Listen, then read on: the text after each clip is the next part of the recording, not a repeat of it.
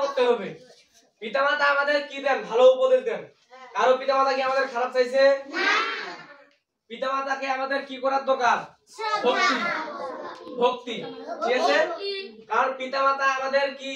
গুরুজন। গুরুজন, গুরুজন। যে তোমাকে ভালো উপদেশ দিবে তাকে বিনম্র শ্রদ্ধা জানাইতে হয়। কি? শ্রদ্ধা। তাকে ভক্তি করতে হয়। যেমন পিতামাতা আমাদের জন্য সব সময় ভালো কিছু করেন, করেন না? তোমার পড়ালেখার টাকা দেয়, দেয় না?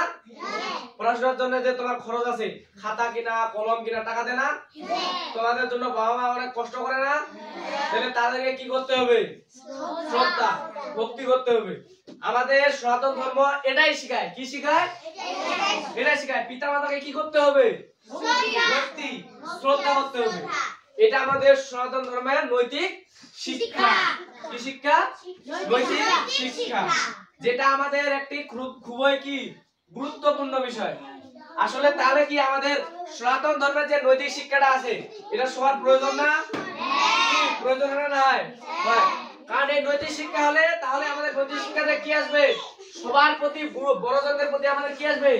শ্রদ্ধা আসবে। কি আসবে? শ্রদ্ধা। তাহলে আমাদের মাঝে তাহলে ঈশ্বর যেগুলা কাজ পছন্দ করে সেগুলা কাজ আমরা করব। ঈশ্বর আমাদের পছন্দ করে কি? আমরা গীতা পড়ি, করে না? আমরা ভালো পথে চলি, আমরা ভালোভাবে চলি, সৎভাবে চলি। ঈশ্বর এটা চায় না? চায়। তাহলে আমাদেরকে এগুলা কাজ করতে হবে। ঠিক আছে?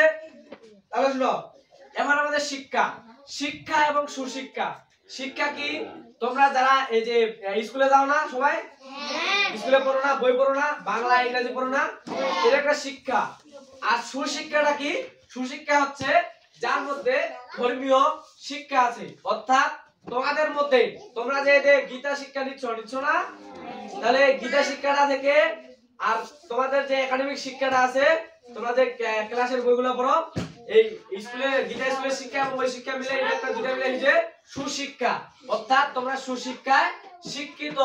তোমরা কি? সুশিক্ষায় শিক্ষিত। আর সুশিক্ষায় শিক্ষিত যে ব্যক্তি, তার মধ্যে কি আসে না? অহংকার আসে না। কি আসে না? অহংকার। তার মধ্যে নৈতিক শিক্ষা আছে।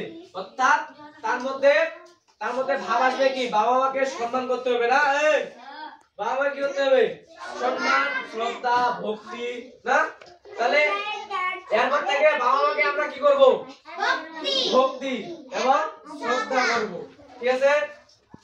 বুঝতে পারছো? বুঝা পাইছেন? হ্যাঁ, ওটা কইছো। বুঝা পাইছেন না? নাই।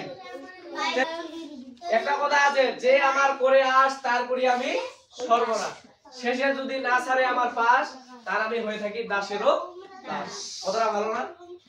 তোমরা যদি ঈশ্বরের গুণগান করেন, নাম নেন, তাহলে ঈশ্বর তোমার সাথে সবসময় থাকিবে। থাকিবে না?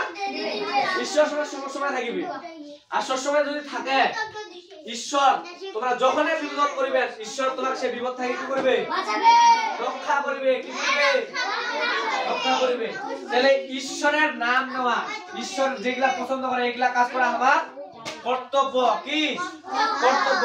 কারণ আমরা কোন ধর্মের মানুষ? সনাতন ধর্মের মানুষ, যা চিরন্তন সত্য, যেখানে সবসময় সত্য গাথা থাকে। কি থাকে? গাথা। সব কথায় সনাতন ধর্মের সত্য, সত্য, সত্য। এখানে কোনো মিথ্যা নাই। ঠিক আছে?